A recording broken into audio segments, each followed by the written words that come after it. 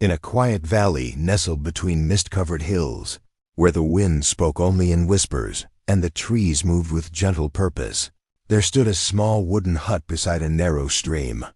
The hut was nothing remarkable to look at. Its wood was weathered, the roof slightly uneven, and moss gathered in the corners like soft green memories. Yet, many travelers found their way to it, drawn not by maps or signs, but by something harder to name. Perhaps it was the longing for stillness, or the subtle pull of a place where peace felt possible. Within the hut lived an old monk named Master Anji.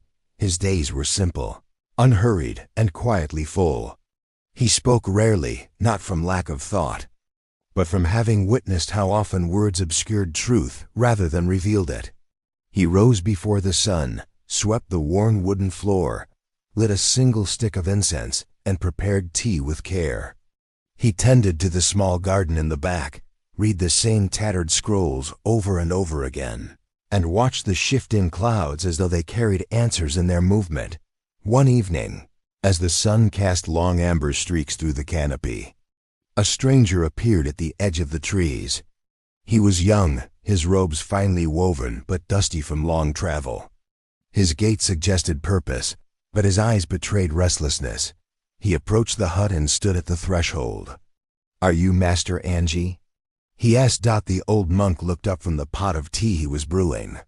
His eyes were calm, neither surprised nor expectant. He nodded once. "I've come a long way," the traveler said. "I've studied with teachers, read books, memorized sacred texts, repeated mantras until I could no longer speak. But still my mind is full of noise I cannot escape. I was told you might help." Master Anji said nothing. He poured tea into 2 bowls, simple, unglazed, and chipped from use. He handed one to the young man, who took it but did not drink. "What must I do first?" the traveler asked.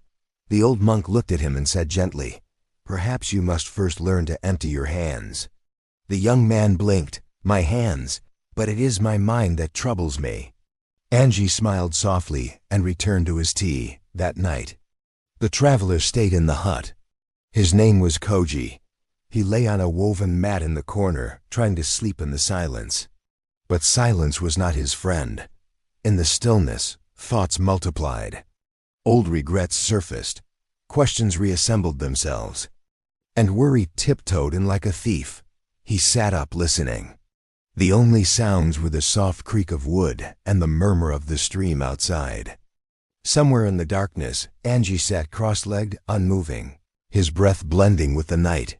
Sleep came eventually, not from exhaustion but from surrender. In the pale hush of morning, the scent of damp earth filled the air. Koji awoke to find Anji already walking along a narrow trail behind the hut. Without a word, he followed. They walked for some time through the mist-laced forest, their footsteps muffled by pine needles and soft soil. Birds stirred sleepily in the branches above. At a shallow crossing of the river, Anji paused and gestured toward a cluster of smooth, rounded stones. "Take some," he said. "How many?" asked Koji. "As many as you believe you need," replied the master. Koji hesitated. There was no logic to this, no instruction. But he complied, filling his pack with stones, some large, some small. They felt cold against his hands, unfamiliar and solid. He slung the pack over his shoulders and followed the master as the path grew steeper. With each step, the burden grew heavier. The stones dug into his back, made his breath short. The climb became slower, the mist denser. After some time, Koji stopped. "I can't carry this anymore," he said, panting. Anji turned calm and unburdened. "Then why did you choose to carry it?" "I thought I had to," Koji replied. "I thought it was part of the lesson." The old monk nodded slowly. "It is. Just as you carry memories, fears, disappointments, and names you no longer need. You pick them up, believing they will bring meaning, but they weigh you down." Koji dropped the pack. His shoulders ached, but his hands felt strangely free. They sat in silence on a mossy stone. The forest, too, seemed to pause with them. A single leaf drifted down and landed on the stream without a sound. Days passed in the valley. Koji stayed, though he was never asked to. He helped gather firewood, stirred the soup pot, and sometimes simply sat beside Angie beneath the trees. The quiet no longer felt empty. It began to feel like a kind of listening. One evening, as dusk gathered in shades of lavender, Koji spoke. "I came here looking for wisdom, something to free my mind.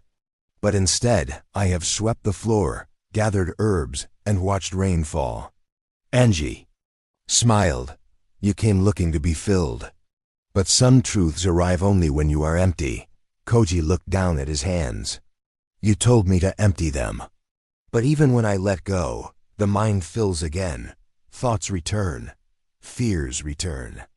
Angie nodded and lifted his tea bowl, holding it in the soft light.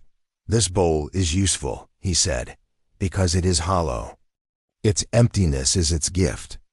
It can receive because it does not cling. The mind is the same. You do not need to keep it empty forever, only to stop grasping at what fills it." Koji watched a single drop of tea fall from the bowl to the earth. Nothing was wasted. Nothing held too tightly. Even the clouds let go, Angie added. One morning, after a rain, Koji walked alone to the stream. He sat on a smooth rock and watched the water slip around stones without resistance. A dragonfly hovered nearby. He did not chase it with his gaze. He simply let it be. Later, a traveler arrived. He was young and tired, as Koji once had been. He asked if the master was home. Koji smiled and said, "He is always here, even when he is not." The traveler blinked, unsure. "And you?" he asked. "Are you his student?" Koji looked at his open hands, empty and steady. "I was," he sighed. That night, as stars blinked gently behind thin clouds, Koji lit a single lantern and placed it by the stream. The flame danced without fear of the wind. In the soft flickering glow, he closed his eyes not to shut the world out, but to feel it more clearly. He did not seek answers anymore. He did not resist the questions. He had learned to receive the moment. With empty hands,